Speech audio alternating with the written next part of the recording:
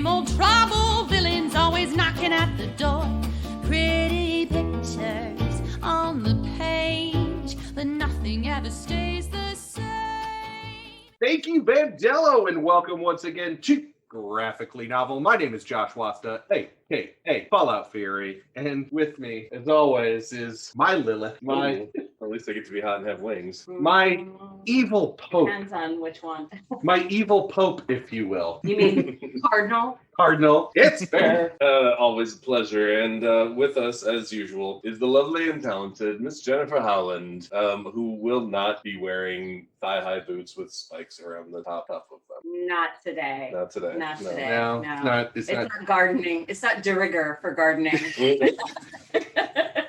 Also, Neo isn't around anymore, so. That's okay. We have Devin Neo. Oh, there we go. Once the clubs open up again, Yeah. I do have a space to go dancing. But anyway, getting sidetracked. It's my distinct pleasure to introduce our guests. And today we are joined by Dalibor. Thank you so much for joining us. I'm really excited to finally have you on the show. Absolute pleasure. Thank you for having me. Dalibor, we have been discussing this since even before the show was released.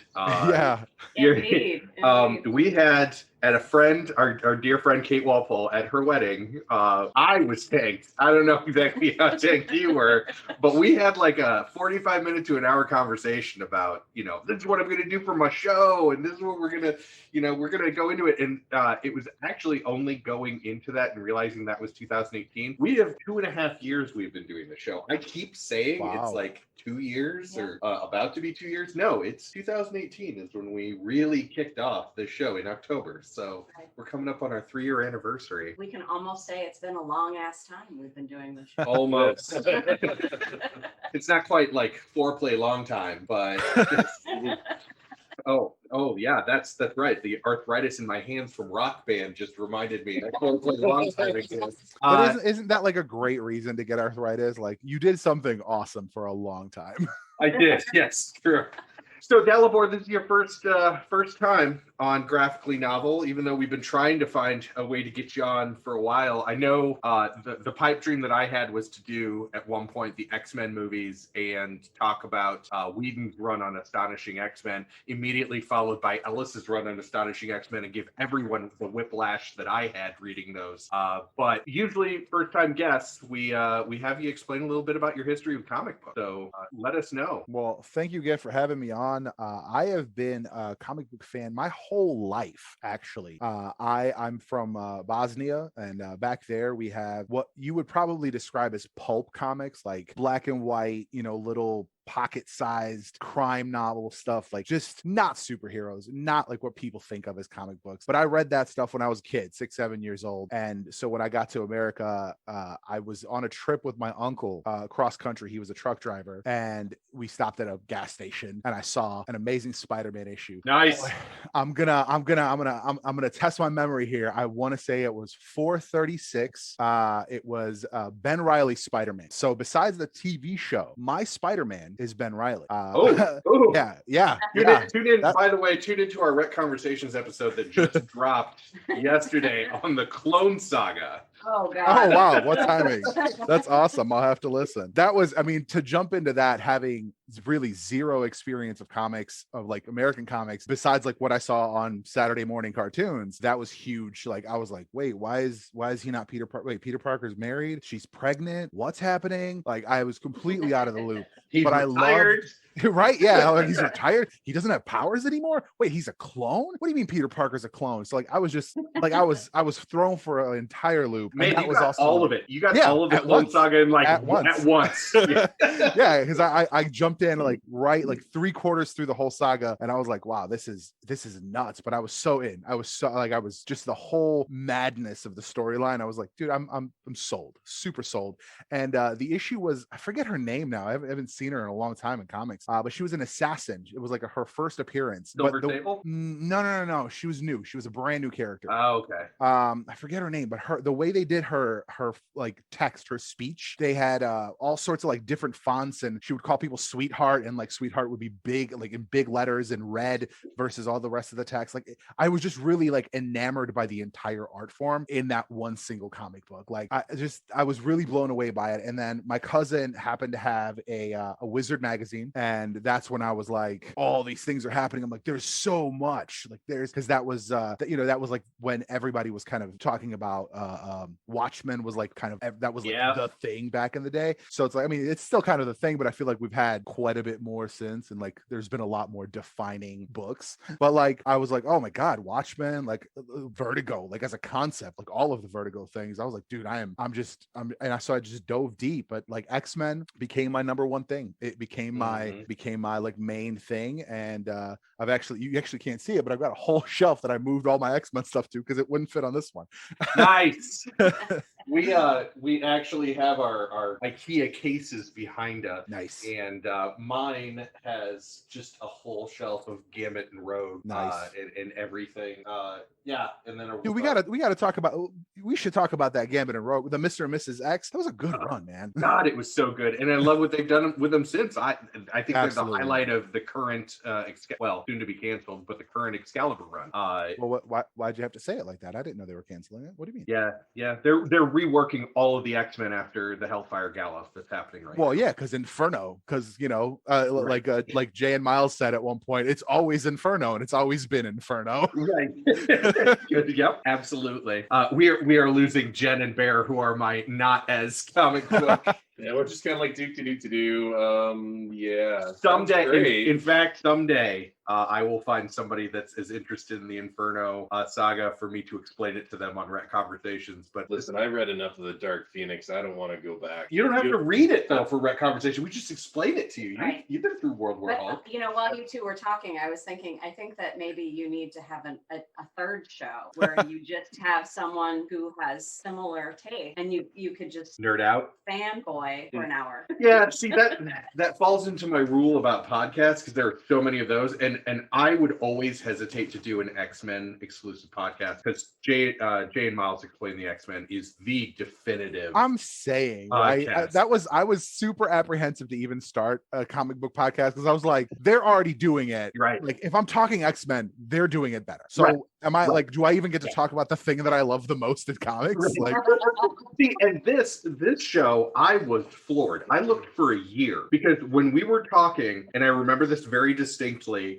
one of the things that you said to me was, make sure nobody else is doing what you're doing. Yeah. And I had been looking at 6 months from that point, and I kept looking deeper. There had to have been a show that's like, do you like this movie? Do you like this TV show? Here's the graphic novel. It's such a no-brainer concept. Right. Somebody had to be doing it. And I have yet to find anybody else, even after doing this for 2.5 years, almost 3, that is doing this. Like saying... I have never heard of it. Yeah. I've never heard of it. And there's so many that people don't even realize. I mean, there's some gems you could go into, but you should do an episode on Bulletproof Monk. I mean, like, that it's was on a our comic list. book. It's on the list. That's what I'm saying. We Like, just people we don't just know did a that they- Winona Earp episode. Yeah. I'm saying people don't realize how much of the media they consume is just comics. Like And- we were there. We were loving this stuff before you even knew. And that said, brings us perfectly into today's episode, which we have not mentioned yet. Warrior Nun, which was a huge thing on, like, a bunch of people came to me and said, have you seen this new Netflix show? And I think we watched the first episode before we even realized it was a comic. And I was like, Warrior Nun, okay, look into that. And it's like based on a comic book. I'm like, no, it's not. And I just have to say, before we get into anything, into the rest of the show, I was surprised. Carry on. They're like surprised in a good way, or like, By what? Did you You were like it? surprised by what? But after seeing the first episode, the pilot, I was surprised by the TV show. And Oh, yeah. after initially looking at the comic, I was surprised by the comic too. I'll give you that. I opened up the comic and I went, really? We're going back to Winona Earp? We're going back to Winona Earp with hypersexualized nuns in weird like nun bondage gear, like habit Dude. capes. Like So Dalibor, you actually have a history with this comic book, right? You Yes. knew. The thing is, I saw, I might have seen like the ad on Netflix, and I was like, Warrior Nun. I'm like, oh, that's kind of funny. It's like the comic book from back in the day. And then I saw that it was based on. I was like, no way they did that.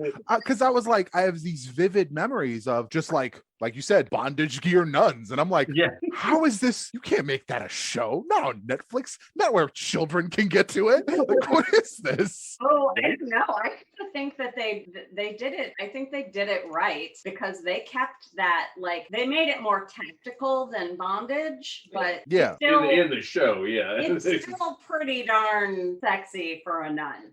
Yes. It's Sure a is. whole lot of things. It is a Yeah. whole lot of things. And like, yeah, it's like the idea of nuns in my head, like proper nuns, and like what this show is and what the comic was are Yeah. so diametrically opposed. Yes. Right. Yes. Well, and okay, so to understand comics like this, you have to understand comics from late 90s, early 2000s in general. Early We talked- 90s, 1994 was the first one. Oh, Jesus. Yeah. Yeah. So we discussed this a little bit on our Winona Earp episode, but I'm going to kind of summarize it because I took the hit on our Winona Earp episode and I pulled out every comic book I had that was the same kind of basically you sell it for the sex and maybe it'll have a plot. So like Joseph Michael Linsner's Dawn I pulled out, which, you know, again, very stylized, very sexy. Yeah. And But it's, the his art is beautiful. His art is Right. beautiful. Right, but the plot, you know, I think I still had a Grimm's Fairy Tales that I pulled down. That, yeah, again. I tried so hard with that series. I mean, yeah, it's sexy. Like I have an affinity for a book called Chastity that was about a vampire Wow. stripper. I haven't heard that. affinity I haven't for heard that in Chastity so long. too, but she was a dancer down at. Never mind. But I was in my comic book store up in Cedar Falls, and in the dollar bin there was a graphic novel, the first Chastity graphic novel, and I was like, That's for funny, we nostalgia called it alone. too. for nostalgia alone, I will give $1 to Chastity. And that, I mean, that was Polito's stuff, right? That was chaos. Yeah, that was And chaos. that's that even, man, that's a whole other roller coaster. Oh, But yeah, they've I'm recently tried to like relaunch that as like what it used to be, weirdly. in the grim dark bullshit world of like movies and TV shows, I'm really waiting for somebody to be like, Evil Ernie needs to be a movie, and then I will be able to subject somebody to the Evil Ernie episode of this podcast. I feel like they had done it. Really? I swear I saw not necessarily made it, but like I swear I saw they were talking about it. Or it was optioned. Everything's been optioned, man. I mean, everything is option. Yeah, there are some like bottom 3/4 like ad from Wizard in the '90s comics that are still optioned somewhere. Oh yeah, absolutely. Yeah. I mean, again, you know, somebody got one in a Earp. Somebody, you know, Bulletproof Monk got me. We did 2 guns this season. That was a great movie, and I'm mad that Yeah. they didn't make a 3 guns. I actually have both of them right up here, 2 guns and 3 guns. Nice. Good series. Like Yeah, solid. yeah. No, again, it was a comic book series that we watched the movie. We're like, okay, well, we've dealt with enough comic books after the media that either you're really surprised or you're really disappointed with comic books when you go into it. Yeah. There's very few that are like, meh, like.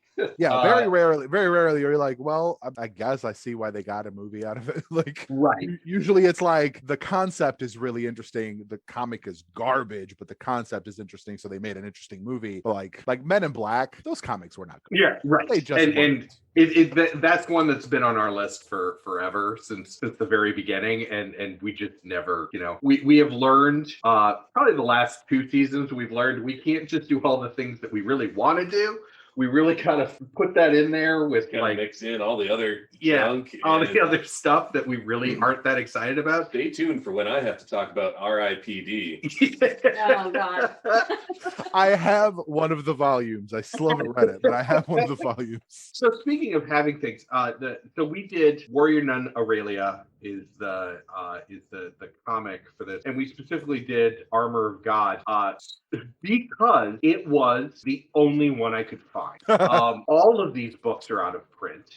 You can generally find like single issues places, but even then they're horribly expensive. This is like It's like a weird niche like cult market. Yeah, I'm right now looking at the Amazon page. Armor of God, to get this in paperback, and it is a 13-year-old paperback graphic novel. It's $55.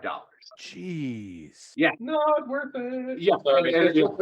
I even tried to go and buy it digitally. Like Comixology didn't have it. No, they only have the new series. Nowhere was this comic book. And finally, I found it. Like I found a website that's like all the scanned pages, and I one by one saved the JPEGs, created my own CBR. I mean, it sucks. I was willing to give money, but I realized not going to go back to Avalanche. So it's not going back to the publisher in any way, shape, or form. It's not going back to the writer, yeah. It's not going back to the writer. So, for the first time in this entire show's history, I mean, this is a pirated book because it had to be. I have been there so many times I can't even explain it to you. I'm like, I'm looking for it. I have the money. I'm ready to pay. Give me the thing, and it doesn't exist. I'm like, I tried. I tried as hard as I possibly could. Well, and I have a friend that worked for Drive-Thru, the RPG side. Oh, wow. They also have Drive-Thru Comics. For sure. And I spent a lot of money there. In a discussion with her, she's like, I just don't understand. Like, if you have a good copy, like if you're Avalanche Press and you have a good copy, right? Like that's all you need to start selling it digitally. Now, that copy will be destroyed because you have to basically take it apart and do really good scans and everything. But it's the same thing with a lot of role-playing games that are really old and things like that. Like if you're willing to give up a single copy of something, you can now sell it digitally. I'm going to step in right now and say you have gotten so far off topic. Off topic, but this is like off topic. Yeah, this is so far off topic. So let's get back to Warrior Nun. Yes. So Dalibor, you were familiar with the comic book before. So what did you think of the series as being a fan of the comic? Well, first off, just for our format, full spoilers for the series. Oh yeah. And we try to not do super huge spoilers for the graphic novel, just to not lay everything out for the folks who might want to go and read it. Right. But again, if you want to go and read it, you're gonna do some heavy lifting. Yes, right. You're gonna do to some try digging. and find this. Yeah. So maybe we'll relax those stipulations a little bit. Just in every way in this show. But yes, so what did you think of the series? We assume that anyone listening to this has watched the first season of Warrior. Yeah. So here's the thing. Like I said, going into it, I was like, this can't be a real thing. Like this has to be like a happenstance. And then, like I said, I saw that it was based on the comic, and I was like, this is insane. This is craziness. Watched the first episode. I was like, oh, okay. This is not as bad as I remember the comic to be, like, as far as like the way the content is presented. Like, I thought it was really interesting. I actually liked it. When they called Mary Shotgun Mary, I was like, why do I know that? Like, I know that character name. And I realized that I had a Shotgun Mary one shot in like my like mess of like rando books that I just like rando singles. I was like, I've looked through that book a dozen times. And I was just like, I can't even believe it's the same character, because like Shotgun Mary in the comics does not look like Mary in the show. She like makes out with demons and shit. Like, it's a whole different character. But like, I thought the show was good. I enjoyed it. The only thing I didn't like, and I think that's more so because it's kind of like a trope at this point, is it's like chosen character doesn't want the job. And I'm like, yeah, no, I get it. You don't want the job. Like, just go do it. Go do it anyway. Like, yeah, I agree with you completely. And I felt like they drugged that out so long. Yeah. I went back. Until literally the last episode. Like, they drug it out for 4 episodes, specifically the running away and the hanging out out with those other characters that in the end didn't make a difference. Right. And really the whole thing was to try and show her fear of being alone, which you got in the first episode because she's been paralyzed in a bed for so long. For 18 years or 15 years. Right. Like, long she was. Like, we got it. You didn't need these extra 4 episodes worth of shit that really never came to fruition anyway. Right. It blows my mind how little Netflix has learned from its own format. Like, they reduced the format. We don't have 22 episode seasons anymore. They're the ones who cut it down to like 13 or 10 or 8 in some cases. Yet they still put in fluff. Like, I just don't get it. We've it's another, actually, on the show we've discussed the HBO 6, the Netflix 10, the British 13, and the regular 22, and the Hulu everything that you've got, and the Hulu whatever the hell. 23 seasons worth of 50 episode seasons, right? But yeah, it's almost, this would have been a good HBO 6. This would have been a good tight HBO 6 episodes. I agree. Even a Disney Plus 8, Well, actually, I think you do need 8. I'm gonna say you need 8 because of I think that there were some characters that needed a little bit more development. That agreed. You need a couple of more episodes than the 6. Oh, I mean, I want a Shotgun Mary spinoff for sure. Oh, hell yeah. But, we got to have the scientist whose son is ill. Right. I want to know more about Michael, her son. Right. Yeah. Like, I want more on that. And where he went. Right. Yeah, there's a whole lot there for sure. Yeah. So one of the things that's it's a spoiler, but not a spoiler. The person that dies in the first episode is Shannon. Yeah. That gives up the halo that is a new thing for the show. But Shannon was the main character in Warrior Nun Azalea. She was the nun, the warrior nun that you're following. So in a way, I thought it was really clever. It was a continuation from the comic. It wasn't a retelling. It was, this is the next step. Right. Instead of But I also liked in the Netflix show that they made it an order rather than this singular person who went out and kicked ass. Right. It was a team. Right. And I think that was important for the story they were telling in the show, because you needed to have the team, the family, or the character, the main character, to realize that this was a family that would never leave her, kind of thing. Right. But I also like the idea that this was an order of nuns who have been fucking kick ass since the Crusades. Yeah. I'm like, I love that, because nuns actually are kind of pretty awesome. Right. Nuns are like the social justice. Nuns are the in the Catholic Church, they are the ones who really push for change. They are the ones who have the smallest amount of power, and they do the biggest amount of good. You got your alma mater talking right now. Sisters of Mercy. Yeah. Just to bring everybody in the audience up to date, Jen attended Mount Mercy University here in Cedar Rapids. They have a convent on campus, and they are called the Sisters of Mercy. That's and awesome. they were founded by a group of women, Irish women primarily, who just wanted to do good things and couldn't get support in the time they lived. So they approached the church and said, "Hey, we want to do good things. Will you support us?" And they're like, "Well, you have to take orders." And they're like, "Whatever. All we do is social work. So fine, we'll be nuns." And I love that. That's cool. That's really cool. It's funny that you say that, but on another Netflix show, Cursed, that was like a big factor. There was a whole thing with nuns providing shelter, providing healing. Like you're right. It's kind of like a unsung heroes of history kind of thing. Is that the one about the lady in the lake? Yeah, well, that's the one about a whole lot of things. Let me tell you. Okay. It's a whole lot of Arthurian, and it's awesome. It's actually pretty damn good. Oh, I want. It's super interesting. Yeah. It's super interesting. The last sentence of it upset me more than I could possibly describe. Oh no! Oh no! That sounds a lot like I was a Quantum Leap fan forever, and it was the last sentence in the entire series was Dr. Sam Beckett never returned home, and it ruined the fucking entire series for me. I didn't know that. That's funny though. And it's just like a sentence on the screen, white letters, black background. Dr. Samuel Beckett never returned home, and I'm like, wait a minute. So did he just keep going through various lives? Yeah, he learned to control his own leap, and he just decided never to go back. Wow.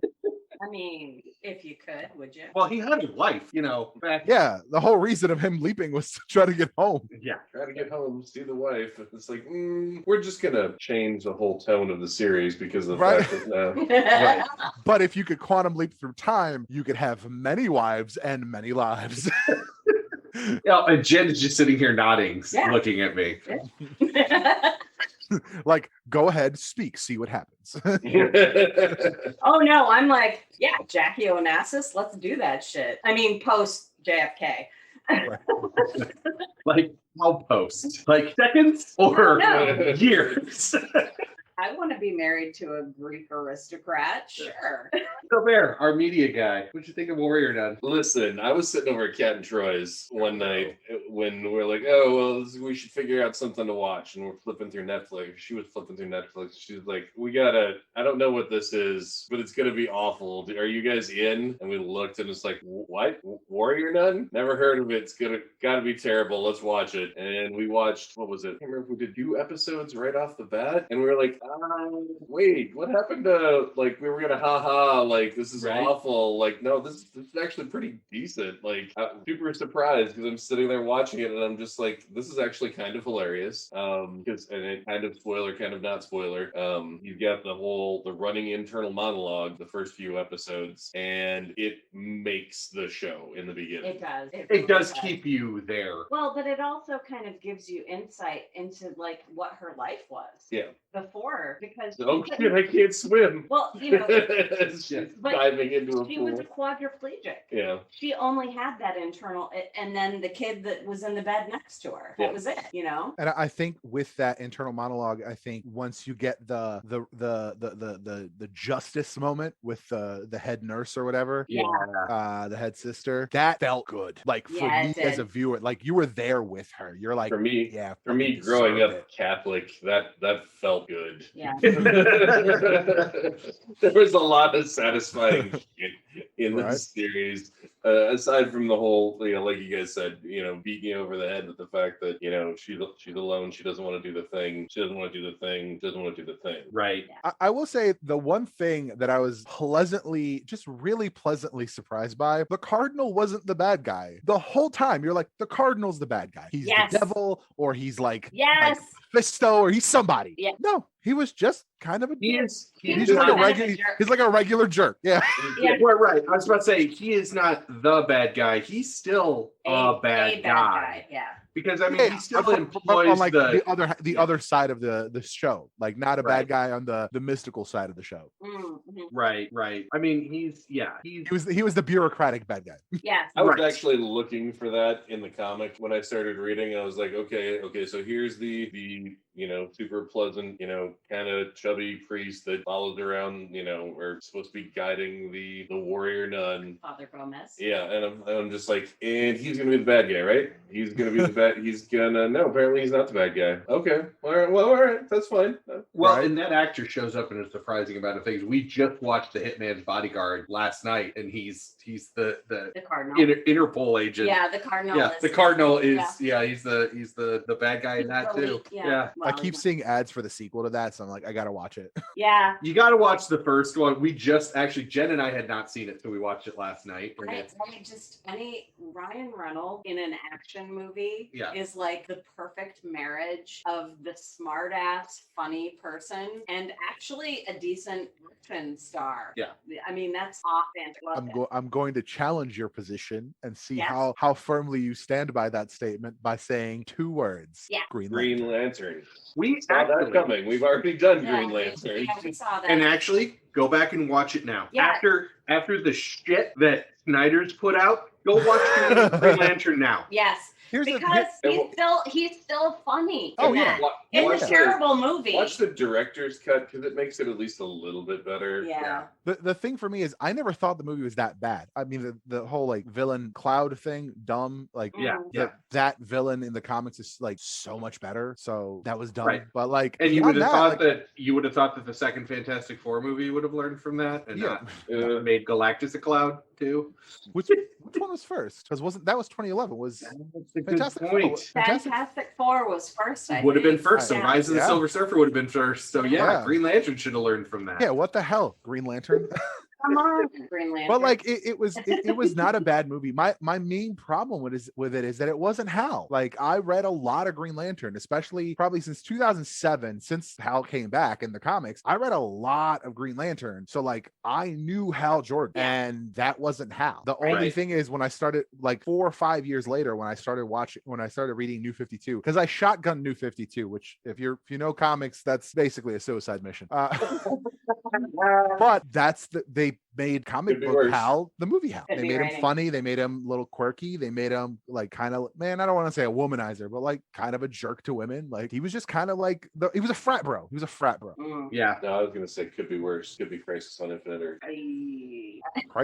Crisis on Infinite Earths. You're I am saying the we can have a fight about this. out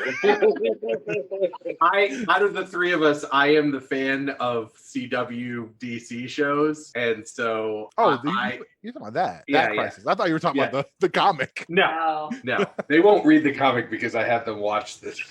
Yeah, no, Oh, anything I mean, that the is comic made is so by much the better. CW. Yeah, the CW is I cannot like anything we watch on the CW. Josh is like, watch this, and I'm like, okay, I'll watch this. And then there is never a point in a show where I don't turn to him and say, you're watching the CW, because there's some asinine drama that doesn't do anything for the story at all that 100%. happens on It's the true. CW show. It's true. Well, I mean, like you guys were saying, like Warrior Nun could have been HBO 6. Arrow could have been 3 seasons. Yeah. If you just took out all the Absolutely easy, bullshit yeah. drama, it could have been a really Easy. solid Yeah. 3 Yeah, seasons. yeah. I will say that my favorite of the CW shows though is Legends of Tomorrow, just because it's so Jesus Christ. After the first season, it became so ridiculously self-aware that like I couldn't tell like if they even cared anymore. See, 'Cause, and like, I got into it because Matt Ryan's Constantine joined it, and so I had Matt to go. Ryan's You- Constantine is you- so much Constantine for me that when I read comics with Constantine in it, I read them in his voice. Oh yeah, God, yes, yeah. Yeah. Like No, You he's tried to amazing. get me to watch Legends of Tomorrow before Constantine No, joined up. I did not start watching Legends of Tomorrow until Constantine was going to be on it, and then I shotgunned all of what was there in time for the season that he was on. Then it was something else. There was something else that was like Legends of Tomorrow that I probably keep confusing Legends of Tomorrow Yeah. with because it's also really bad. It's the crisis on it. No, I mean, Yeah. But there's Anyway. anyways, yeah. Warrior Nun.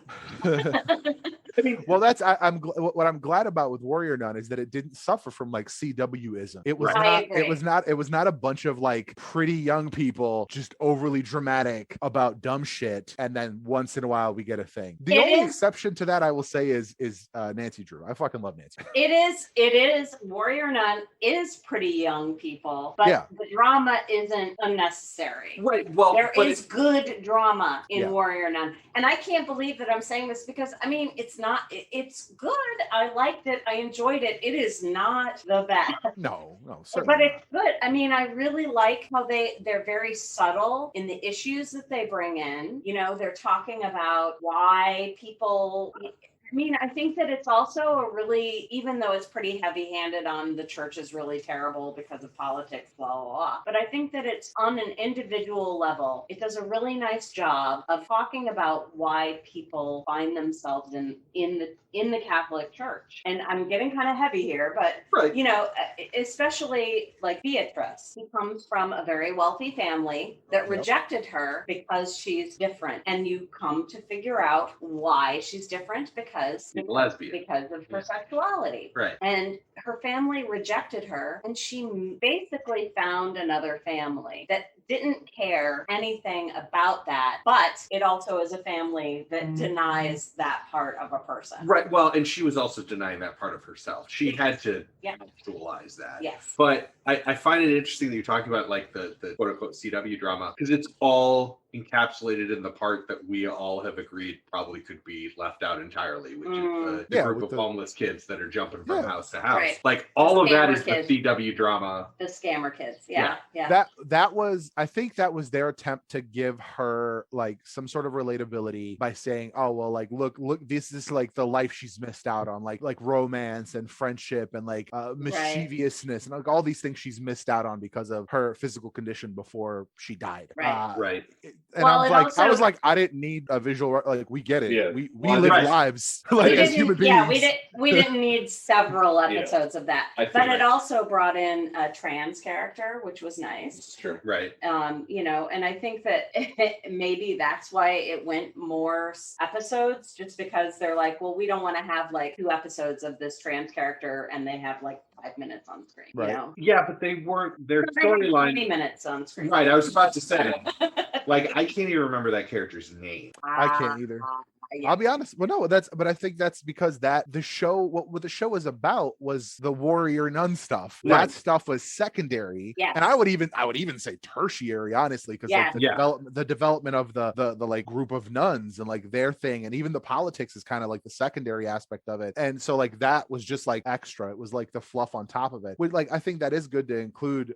Obviously, I mean, I think there's a whole conversation to be had in media about inclusivity. But I think like we've all agreed that whole segment of the show is basically like throwaway. Like if it didn't happen and the show was 6 to 8 episodes, none of us would be saying, man, you know what we really needed? Like we needed a trans character. Like none of us would be saying that. Right. I think there is a weird, you guys might laugh. I don't know if you've seen the new Saved by the Bell, but I think there is a fantastic trans representation in that show. One of the main characters is trans, and there's a whole thing, and they like treat it with respect. And I honestly think they also did a great job in Supergirl.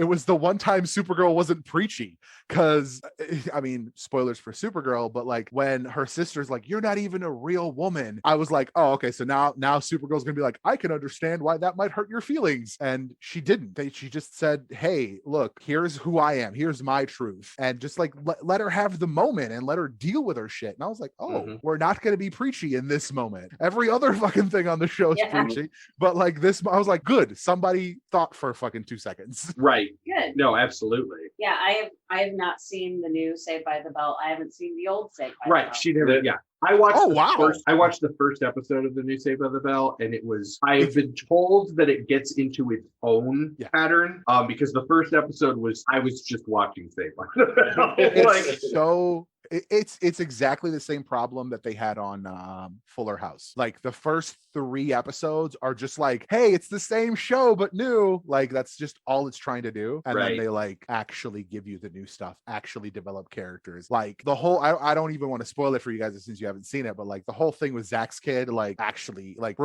personally relatable to me in several ways. Awesome. Like I was like, oh, this is an actually like well thought out show. Completely like not spoilery, but like it ends on them checking the news or whatever on their phones, and it's like, oh, what's this COVID thing? And put it away.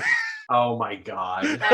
Because they finished season 1 right before COVID blew up. So like I was like, that's funny. Like that's a funny way to end that season. That's cool. I'll have to go back and check that out, because I watched it and I was like, okay, I gotta be more in a Saved by the Bell mood. For sure, dude. The first few episodes are rough. Just like Fuller House, man. The first episode, they like literally use cuts from the original show. I was like, oh my God. Oh no. I was like, I cannot do. But like Fuller House gets really good and interesting, and like I really like that show by the end. Like not even by the end, but I mean like 3-4 episodes in, you're like, oh, these characters actually like have depth and development, and like her kids are hilarious. Like it's actually and that's the issue that I've run into. If you look back on nostalgia shows, if you look at like Family Matters, like TGIF, pretty much, like, you know, Full House, Saved by the Bell, all those things, and then they try to do them in modern day. What I want is a modern take on that, but what they do in the beginning is just try to pull the 90s rehash the old show into modern day, and today it's 30 years later. Let's just Well, okay, we're getting way off topic. But I think that Punky Brewster tried to do that. True. And they did. It was not. I mean, it was the same show, but they didn't try to make it what it was. It was like picking up like today. Plus, Freddie Prinze Jr. for life, FPJ. Yeah. I didn't know that they did a Funky Brewster like new series. Yeah, it's on Peacock. That's and wild. It's her as a parent now, and Sure. she's just split up, and she basically adopts kids. Like, that's she was cool. adopted. It's very cool. The first episode is very. I never saw very- the original show. I know nothing about Funky Brewster. That used to air on Saturday mornings with cartoons. Yeah, I watching was cartoon. I was aware of it, but I never watched it. Yeah. So I knew like it was pop culture, but I didn't watch it. I mean, there was, I have to be honest, there was a period of time from the late 80s to probably mid 90s. I didn't own a TV. I didn't watch TV. I was kind of, doing my own thing in the weird indie space. She was one of those. Yeah. And so, when I came back to having a TV and people were like, what do you mean you haven't seen this? And I'm like, I didn't have a television for 10 years. You got I back don't know. just in time for the animated X-Men, though. So. I did. And I watched the shit out of that. That's such a good show, man. Yeah. I love that show so much. So, but to compare that, I mean, the Warrior Nun is almost the same thing in reverse, though. Like, you couldn't have made the 1994. Oh comic. gosh, no. You still can't. You couldn't make that unless it was like porn adjacent. Right. Yeah, No, HBO After Dark, like Yeah. Stripperella. Porn adjacent. Yeah. I love that. I Yeah, like love it's it. not porn, but like it's basically porn. Like Right. It's the R-rated cut of Pirate. So I agreed, and I was after reading the comic, I was like, I kind of wish that the TV show had done something with the magic priest because they were so ridiculous and bumbling. It just would have been awesome Would have been entertaining. to bring them Well, into the TV show. so I was refreshing my memory of the comic, and I flipped through the first issue. So like there's this whole thing, like 1994. This was under Antarctic Press. And there's a great moment where they're like going into a meeting with the cardinal, and she's like, oh yeah, I heard the Vatican's gonna cut our budget again this year. They're like, oh geez, awesome, like that's fantastic. And then they're like, oh look, it's the magic priest. Bet their budget isn't getting cut. Yeah. Well, that's the other thing is at one point in the comic, they go in and there's like the Warrior Nun arsenal and like the jet and things. And she literally says, glad to see what my tithing is going towards. Like, oh yeah. And it's also funny because the Catholic Church made statements on this comic book. It was like, this is not funny. Oh yeah. I mean, they've done that We are for all not of it. amused. They did that for Battle Pope. They've done that for Oh so yeah. many things. Oh yeah. They tried to shut down. Oh my god, what was it called? It was a book called like Jesus Teaches Kung Fu or something like that. Kung Fu Jesus. Something weird. Oh, Jesus. Yeah. Did they eventually pick up Jesus Christ Vampire Hunter? Because I remember that being like an independent zine back in the 90s, and then I think Antarctic picked it up and actually gave it a real run, like a publishing run. I mean, like Antarctic was that. That's who they were. Yeah, they were all the weird ads you saw on the side of Wizard magazine that you're like, really? This is like you're running this ad every month, and no months does it look like the art's getting better. No months does it look like you're getting a publishing deal, but you got the money to run the ad every single month. So like you got money. So I actually did the research on this. There's two sections to Antarctic Press. There was their regular, and then there was Venus Comics, which is kind of their porn division. Well, that explains a lot now, doesn't it? They had right. Other than like I said, porn adjacent. Right. Other than their Warrior Nun run, they had two comics that were just hugely popular out of their regular run. And that was the first 3 issues of Strangers in Paradise came from Antarctic. Oh my God, wow. And then Terry Moore realized how much money, what he was on, and he pulled out of Antarctic and started publishing self-published. And made a shit ton of money because Strangers in Paradise is one of the definitive 90s, especially in the LGBTQ movement, one of the most important comics. The other one was called Ninja High School, which was an American-based manga pretty much. Yeah. I just had like a straight flashback. Oh, Wow. wait for your teenage self and your flashbacks, because on the other side, on Venus Comics, their most popular comic was called Bondage Fairies, which I remember Like seeing. crickets. I've seen ads for that for sure. I remember seeing in the comic book store with like black covers, and it had Yeah, nothing that and Tarot. What Those was two it? books always Yeah. had like the black thing in the front. Yeah, that's funny. Dude, Yeah. I haven't seen that. I haven't even thought of that in so long. but, That's right? so- And I think Yeah. Bondage Fairies is actually still going. dude, it's so interesting to see like the stuff from the 90s. Like this honestly gives me hope for a couple indie properties that I actually like. I've talked to the people, like I know the people that used to be like indie comics in the 90s. And Right. because like this I mean like 2 years ago, was anyone besides like the cult diehard fan base thinking about Warrior Nun? No. Absolutely not. Or Winona Earp. Again, Winona Yeah. Earp. Like, who the hell? I saw pulled up- that on Netflix and I was like, oh shit, I remember that comic. Like Yeah. Where she's wearing like nothing. And Yeah. a badge. and I was like, I'm waiting for what was it, Martha Washington? I'm Yeah. waiting for that one. Like this is the kind of stuff where I saw Warrior Nun as a TV show and I was like, oh my god, there was oh my god, what are they called, Blue Water Comics or something like that? Forget the brand. I feel like it changes every once in a while. But I think it's Blue Water, and the book is now called The Resistance. Not like Okay. it's like kind of a play on the word. But they were that book, like that concept, those characters in their like original forms were being passed around in ash cans in like the early 90s. Oh yeah. So like I remember I have some of these ash cans. Like I was like, why do I know? I saw them at a show probably 4 or 5 years ago, and I was like, I know these characters. Why do I know these characters? Well, I'm a process junkie, so like that's a shelf full of primarily like sketchbooks, ash cans of like various like one-off things that never even happened. So I've got all these ash cans from the early 90s. I don't know if I'm sure you've seen it, but like there was a series at one point called Black Flag, which is now being developed. Really? Yeah, it's like he's bringing it back. I forget his name, but he's like he like worked for Marvel. Like he's a known dude. But he finally but unfortunately he's doing it under the what's that thing called, Comicsgate. Like he's one of those people. Yeah. But like there was an ash can with Black Flag and the like early form of this book called The Resistance. So I was like going through these ash cans in my sketchbooks and stuff, and I saw it and I like tweeted at him. I was like, guys, like this is where I know you from. Like I have been around. I know this stuff. So it's There like used to be a head shop in Iowa City. There's the pedestrian mall, and then there used to be go up some stairs, and there was like 6 shops, and it was called the Hall Mall.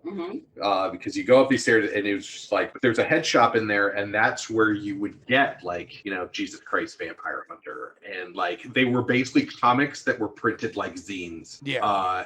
Back in the day, like, and now you got them printed at your local print shop. Right. And now it was like, oh, you live in Iowa. I don't have any distribution in Iowa. Here's here's some things for you. Here's one copy that I haven't stapled together so that you can go and do it at the copy shop and then, take a percentage. Like there were artists, getting their comics done that way, by is there a shop that will put this in there? Awesome. Then here you go. And that's how people were self-publishing back then. And now they're popping up and being, optioned because the comic book boom went to such a point that people are like, oh, I remember this randomly, let me raid my parents' garage and see what I used to have when I was 13. Right. And now I'm an exec. So I'm like, go and, we must make a mouse movie, They should. I mean, I don't know if you see it behind me, but it's I right do. there. I do. That's what reminded me of it. They should. Like I'll be honest, I still haven't read it. It's one of those things that it's like a daunting thing for me. I realized a few years ago that I've got to get like super heavy. I realized a few years ago that I've got like severe survivor's guilt. Again, I'm from Bosnia. If you know anything about the region, there was a war. So like I've read a few books that were a few comics that like Joe Jusko, I think that's right. No, Joe Kubert. I'm sorry. Joe Kubert did a series called Facts from Sarajevo because he knew a dude from there. And I read that and it was incredibly hard for me to read. And it was just this like whole thing where at one point I found another like widely popular graphic novel from that era that like I saw it on the shelf, almost started bawling in the store. Like just like surprise PTSD, like survivor's guilt kind of thing. I was like, oh shit. shit. Like I didn't realize it was that bad until that moment. So Right. like Mouse, I know carries all of these like really, really heavy themes. And and like where I'm from, there was genocide. This is about genocide. It's like a hard thing for me to open. So I'm It's like, a rough read, even I'm if sure. you don't have that. You know, I am cis privileged white dude, and it's hard for me to read. So I can't imagine how difficult that will be. But I'm gonna do it one day. Like you know, Yeah. I bought the book that I saw at the it was half price. You know, I go to half price books. Yeah. That's where I get a lot of this like weird off the wall stuff. But like I picked it up and I was like, well, one day I'm gonna like buckle up and go. Like bring the tissues. Like let's do it. Yeah, I feel like crying today. Yeah, right. Well, I'm how hoping to transition off of that, right? Yeah.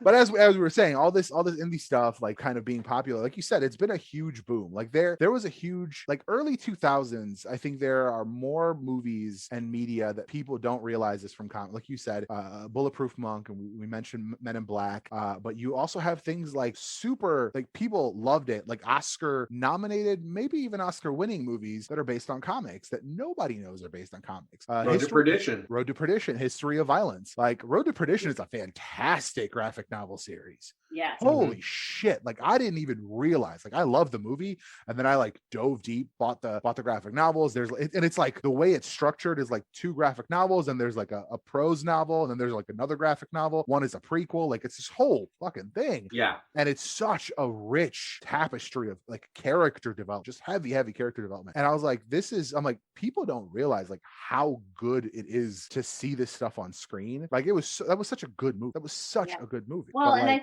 I think that there is a lot of stuff out there that was indie that came out in the late 90s and the early 2000s that people loved. And now, as you said before, people who are now in positions to create media, you know, where they can do a TV show, they can do a movie because they're in a position to say, hey, this is a great story. I want to see it done in this I medium. remember this when I was a kid. Yeah.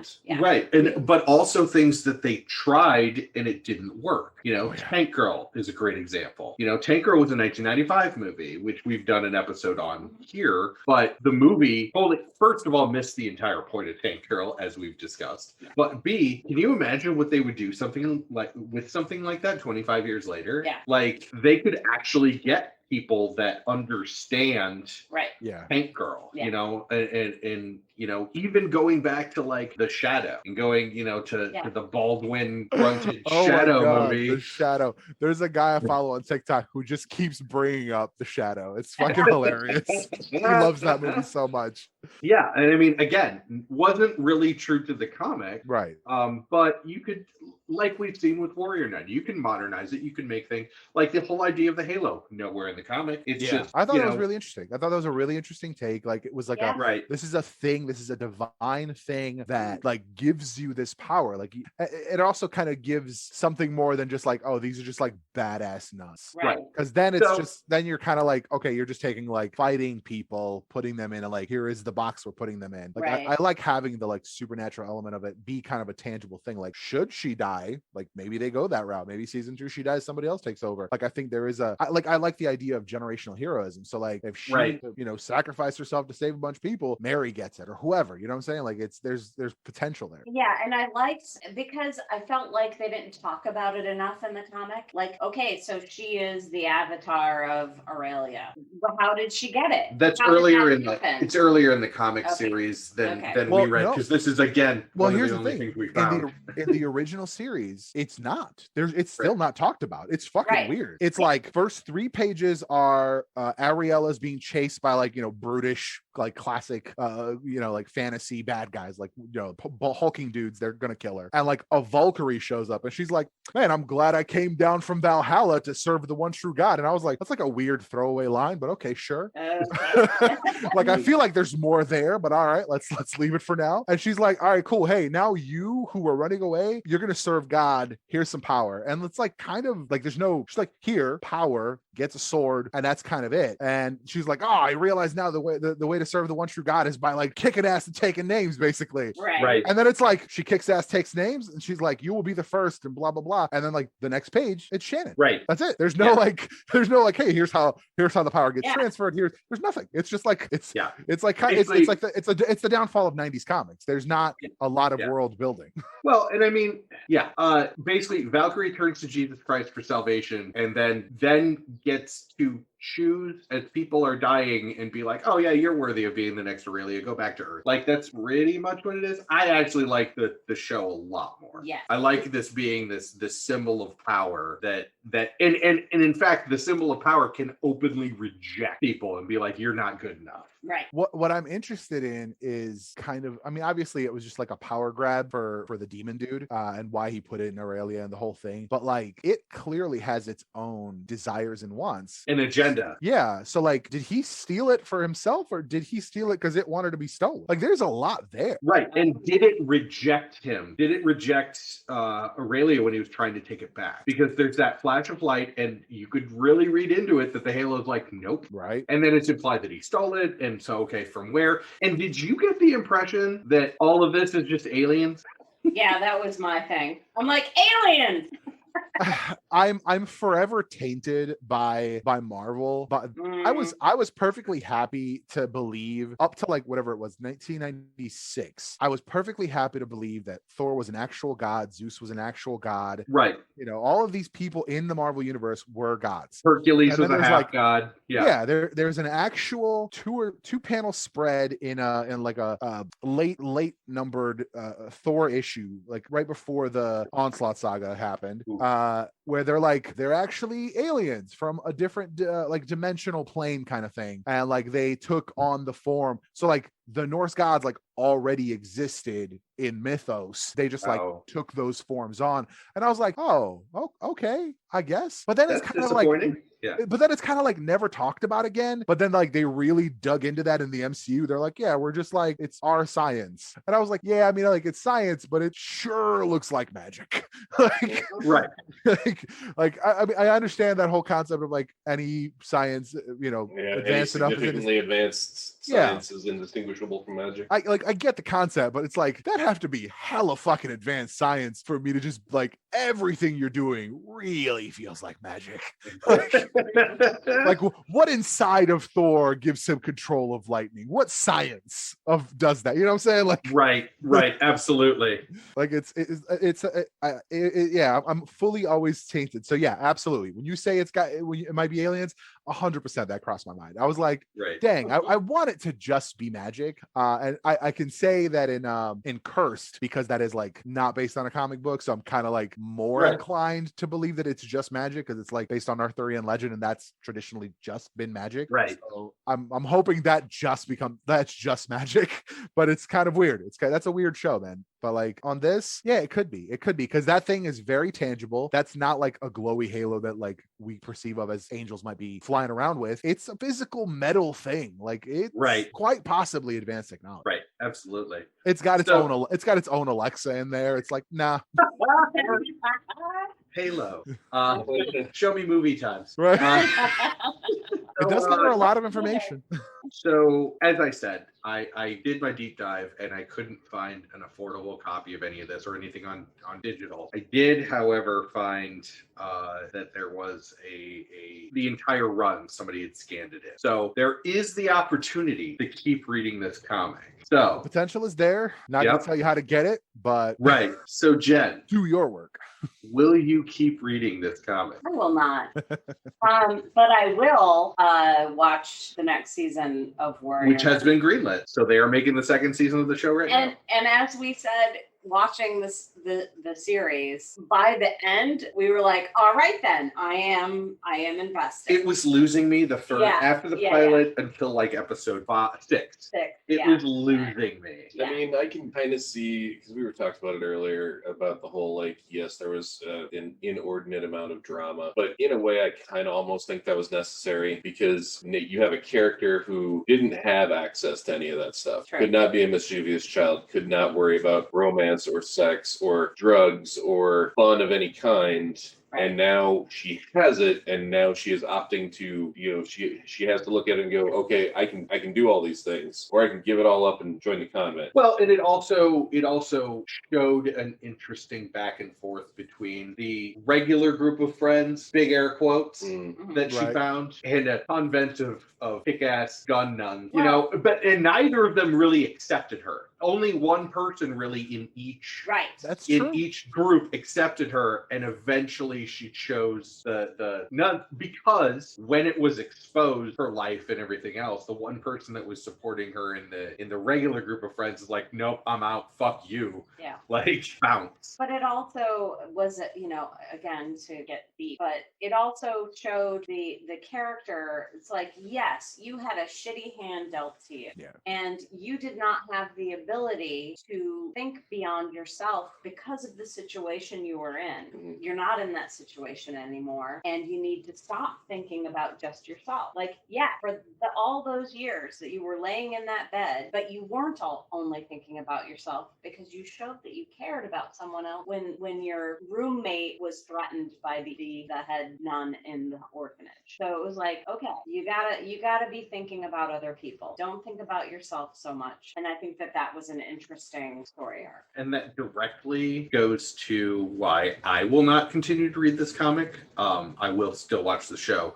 But it committed to me one of my biggest, as I found doing the show, one of my biggest sins, which is I've captured this one person. The world hangs in the balance. Give me this item of power or I'll kill this one person. Right. That would make sense with the Ava from the Warrior Nun show, because she's so focused on herself, and that person means a lot to me. Right. The Aurelia Shannon in the comic is supposed to already be part of the greater good and whatever else. So, like, killing one dude versus having something that means the rest of the world dies or millions die, it's a no-brainer. I'm sorry, that dude dies. Yeah. That is actually not what, it's one of the things, but that was not the reason why I won't continue to read. The biggest reason, the thing that did it for me, was she's coming out of the pyramid with the book. She had just fought off. Oh, yeah. She has just made her way through, and making jokes, which was entertaining, making Indiana Jones style jokes about going through the collapsing spike tunnel, and then she's like crushing skeleton skulls with her thighs, and she's fighting giant statue monster things, and she comes out and there's two guys in a tank with the barrel pointed at her. They're like, give us the book, and she's like, oh, okay, here's the book. And I'm like, you just went through all that, you can't dodge one bullet from one shell from a tank? Right. Like, that brought me out of it too. I was like, I'm done. Like, this is stupid. And then I just walked back. I walked all the way back to where were they at? The camel abandoned her in the middle of it. Yeah, but she's dumping out sand in England or wherever the hell their office was, or the Vatican, and she's dumping sand out of her boots in the Vatican because she walked all the way. Like, all right, this is meant to be like comic joke time. This isn't meant to be like anything as serious as the TV show was. No, it's I would have to agree. It's a hard book to read, honestly, because it's kind of weird. I feel like if I'd caught it back in the 90s and when I was a kid, when I was a teenager, I would have loved it. A lot of cussing, a lot of like crazy wild action. I definitely didn't need plot or sense back then. Right. Things blown up. I would have been perfectly happy with it. Exactly. Reading it now, it's such a weird thing to read. I demand so much of plot now. I'm like, and it doesn't have to be great plot. It doesn't even have to be very deep plot. I just need it to make sense, A to B. And I need it to make sense with itself. Yeah, exactly. Like, whatever the rules are that you set for me in this story, I need you to make sense within those rules. Yeah. I had this feeling like it was, I don't know, like I kept getting this feeling while I was reading it, like it was watching like an episode of like 80s or 90s cartoons where it was like it was DuckTales or something like that. Like, the show just got wacky, it's just like, all right, I went through all this, and you got a cannon pointed at me. Oh no, I gotta surrender. And I'm just like, And I think that's what we found a lot of times with this show is going back. Like it's almost like an uncanny valley. Like I had read Dark Phoenix when I was a kid, and then we read Dark Phoenix now, and it's almost unreadable. It's what do you mean almost? unless you have that nostalgia for it. But at the same time, I'll pick up Transmetropolitan once a year and read it front to back, because not only does it have the, oh my God, he shoots people with a gun that makes them shit, and he, all of this stuff, but it also has a plot that endures and is still relevant to this day. And I don't think Warrior Nun really has that. 100%. I don't think the comic has that. I think they did a great job making it relatable for the modern day in the show, and I'm excited to see where they go with it from here.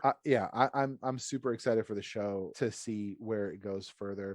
It's one of those things. I having just seen that, I didn't see Cursed right away because Cursed was already out at that point. Mm-hmm. And I was like, I don't want to see Cursed. I don't want to see Cursed. Like I just saw the female chosen one thing. Like I just don't want to see the same show again. And while it is not the same show, I actually think, and this might sound weird, even though I like Arthurian legend, King Arthur, Excalibur, Lady. I love all of that shit way more than I like Warrior Nun and anything about it. I think Warrior Nun is a better show. Okay. I tend to agree, having seen Cursed, and I am also a big fan of Arthurian legend to the point that I was okay with the rebooted Hellboy being steeped in Arthurian legend. I still forgot about that. Yeah. Oh, that was such a disappointing movie. I actually, we can fight about that later. I didn't think it was bad. It was just disappointing in that it tried to be this whole other thing and just abandoned being Hellboy. Like it just didn't want to be Hellboy. I was like, okay. Well, it didn't want to be the comic, and it didn't want to be it didn't want to be the previous show, which the previous movies, which is what most people had the beef with. But the previous movies weren't really paying much attention to the comic book either. Right. Yeah. I mean, I never read the comic, but I loved those movies. And I don't know, with so it's kind of hard to not love Ron Perlman, though. Yeah, it's true. Well, right, exactly. There's that to it for sure. But I think there's something to be said with all this money flowing around comics, especially with these really Warrior Nun. Seriously, yeah. I'm still trying to wrap around that concept in my head. But people put money into that and made it a show and put a lot of a couple $100 million into it. Right. That you wouldn't give Guillermo del Toro asked for $300 million to make Hellboy 3, and they were like, I don't know. And I was like, why not? Right. Yeah, absolutely. I mean, okay, so Warrior Nun, it's funny. I have so many other properties that I'm like, really? You went with that? You didn't go with Lady Death or... I'm shocked Lady Death is not a thing. We still don't have a Sandman. Darkness or Witchblade? Yeah. Well, Sandman is becoming a thing now, but that's also because Neil has an iron fucking grip on Sandman. Yeah, and he should. Yeah. Have you seen his tweet? He's fighting people on Twitter. I love it. Yeah. I love that. Okay, and I will say, because it has not come up on the show, anyone that says that desire should not be non-binary has never understood the fucking comic book. People have they write these perspectives into the comics as they're reading them, right? That aren't written in the comic. And I mean, it's just like what happened with what the hell is that series called? I can't even think of it. Fucking Jennifer Lawrence with the arrows. Oh my god, Hunger Games. Thank you. But was it Rue? Rue was described as having dark skin, and they're like, that's not who she is. And I'm like, but if it what? Right. Yeah. But what? Yeah. But that's how it was described. You wrote it differently in your head. That's different. Right. And that's your problem. We have dealt with so many different either gender, LGBTQ representation, race, the ways that it is changed. And generally it's for the better, because you can add depth and layers to those characters that maybe they had very subtly before or didn't work entirely. Preacher's a good example. To make and now I can't remember the name of the main female lead's name in Preacher. Oh yeah, I can't either. Right, And I love that series. But Fitzgerald, I don't know, something Yeah. Irish, but But she was to an make- Irish redhead. right, to make her a strong black woman instead of basically a bimbo, on Jesse's arm throughout it. A, agency, but B, anytime you strengthen a character like that, you're improving the general product as a whole. Like 100%. nothing has ever been hurt by making stronger characters. Yeah. People get lost in they say to quote the consciously on TikTok, they get lost in the sauce. Like they have this idea of what this thing is. I mean, like I had a long ass argument with somebody who was talking about how this was when Sam Wilson had become Captain America in the comics. Oh God, and he was doing this whole thing. He was doing a podcast, and in his comment, because I watched the podcast, and I was like, because he was like, oh, I took my son into the store, and like he can't get comics with the same guy he's watching on the screen. I was like, the fuck he can't. He's got 80 fucking years of comics with the guy he's watching on the screen. What are you talking about? Like, how are you going to say some dumb shit like that? And he's like, well, it's like, what about current comics? I'm like, why do they have to be current? He's just getting into comics, right? Pick a run that you want him to read, or let him fucking pick a run. Maybe he wants to read Sam Wilson Captain America. Like it just like the idea of like, oh, well, this is what this thing is, and anything besides that is stupid. It's dumb. Like I have walked away from trying to have these arguments with people who are like, this character, this book, this comic, this whatever is written this way, and thus it must be presented this way in all media. Like, no, that's silly. So we since we bought this house, every year for Halloween we have gone and bought comic books, and so we have candy, but we also have comic brilliant. books. Yeah, but after the first 2 years, I started realizing, just due to the neighborhood we live in and things like that, the first things that would disappear were Miles Morales, Black Panther, Wonder Woman, anything female fronted. So I had some A-Force at one point. So that's all I do now is go now. Now I will actually buy multiple copies of issues, because if you go to comic book stores, like they're like, oh, this didn't sell that well. I find that when I go to Chicago, I go to the white suburban neighborhoods, and I can pick up like a bunch of Black Panther and Miles Morales and all of those things comics. But you don't say. Right. But obviously we couldn't do it last year because of the pandemic. So hopefully Halloween's back this year. And I want to do it in a big bad way where I've got long boxes out there where I've got, here's 30 different Black Panther comics, and then here's 30 different Miles comics, and then here's 60 different various female fronted, now we have Jane Foster Thor, which, is awesome. Because they're like, best Thor runs of comics. Right. It's Thor, but it's, it's a woman. And so it changes like the whole idea of it. It's so good. But anyway, it's everyone can gravitate to a comic book character that speaks to them. Yeah. I was always a Peter Parker guy because I am a white dude, but I was a geeky white dude in high school. But are you a Jewish white dude? Because that's different. I'm not. And that's another thing that people. Is he canonically Jewish? Not canonically, but he uses a lot of Jewish shorthand. Oh, okay. He speaks in a lot of, and it's one of those things like a subtextual thing. And it's kind of the reverse. Like I kind of always assumed Peter was Jewish because like he says "oy vey" in like damn near every issue.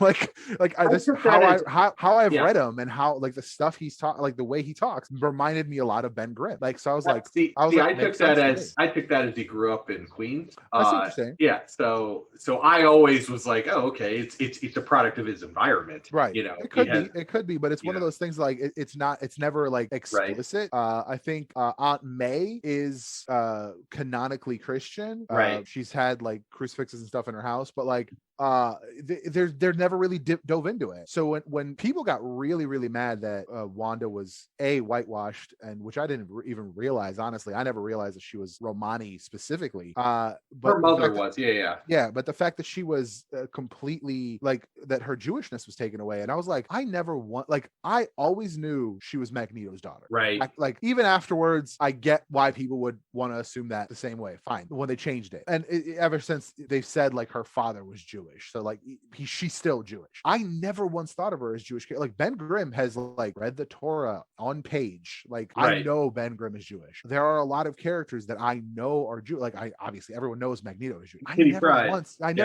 Kitty Pryde. Like there's one of my favorite moments in comics, a complete tangent here, but one of my favorite moments in comics is Kurt buying a little Star of David necklace for Kitty.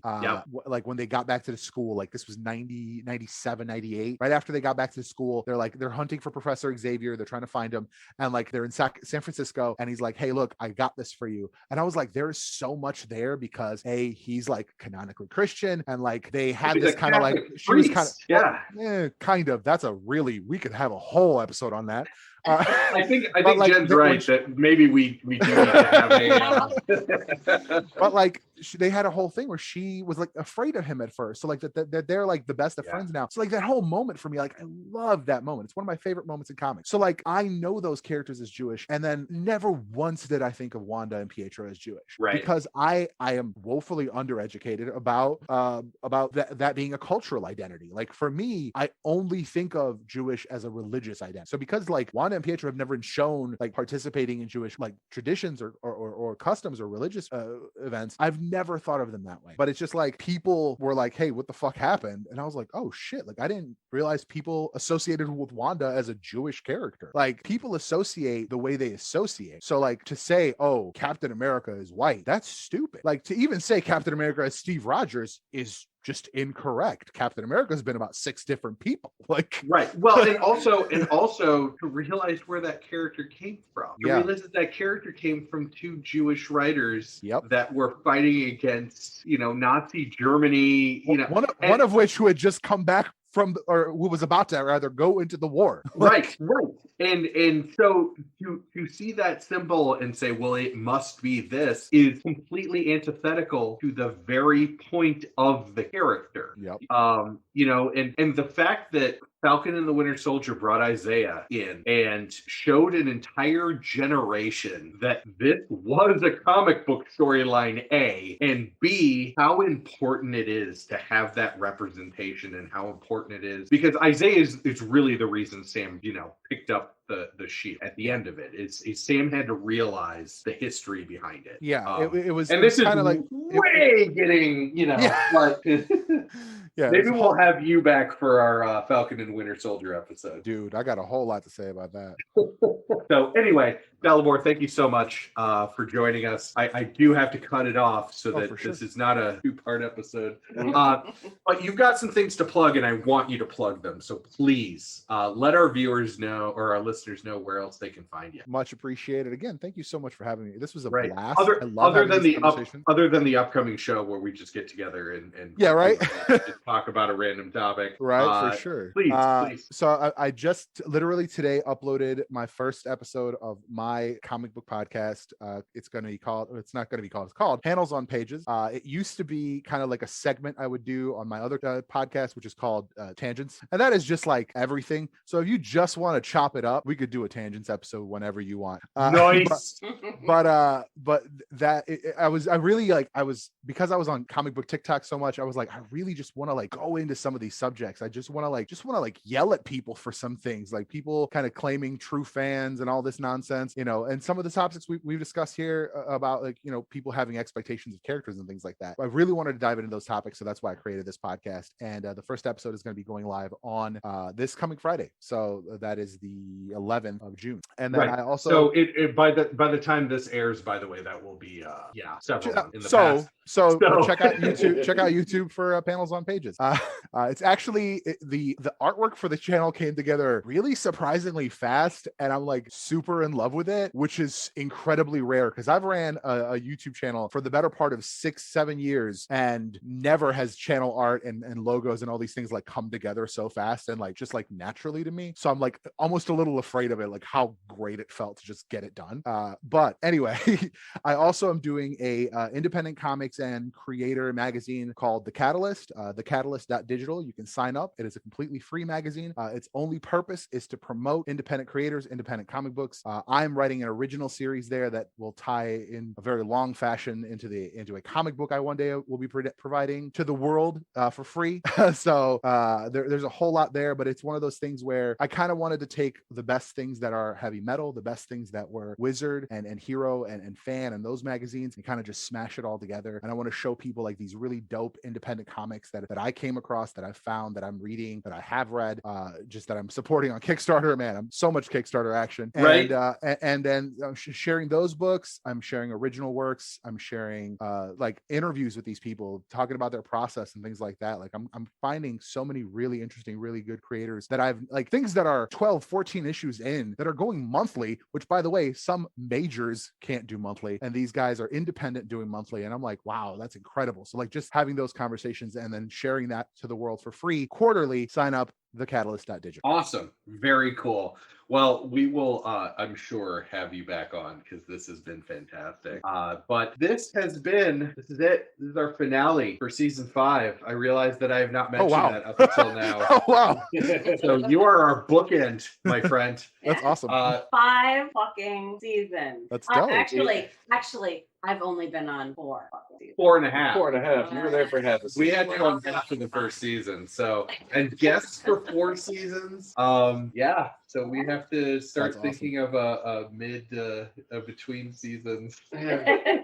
We're going to do a bonus episode of what we're doing for the next season. There's a lot of planning we still have to do. Yep. Listen, if I can give you a piece of like a piece of content just to give me an excuse to watch it, Blood Rain. And I hate saying it because it's terrible. Oh, no, terrible. I am there for it. I am there for it.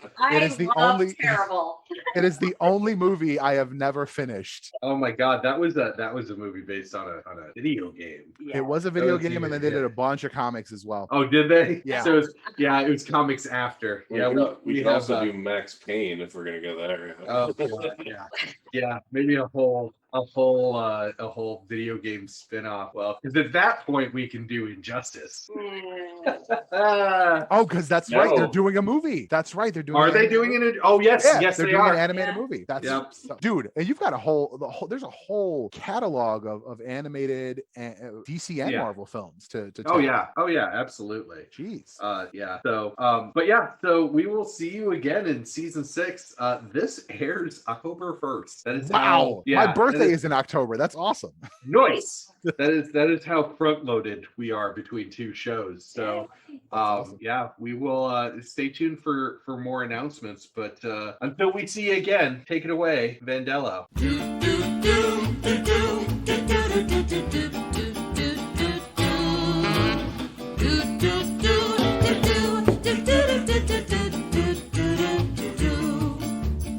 Come with me, I'll tell a story that you might have heard before. Graphically novel, but the same old trouble. Villains always knocking at the door. Pretty pictures on the page, but nothing ever stays the same. Do do do do do do do do do do.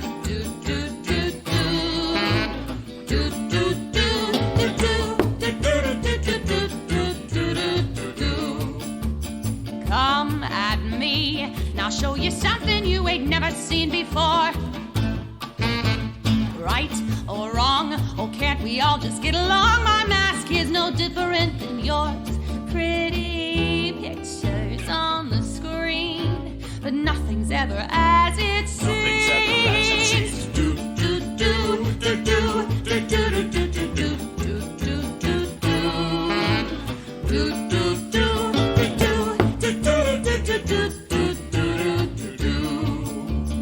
Hero or villain, loved or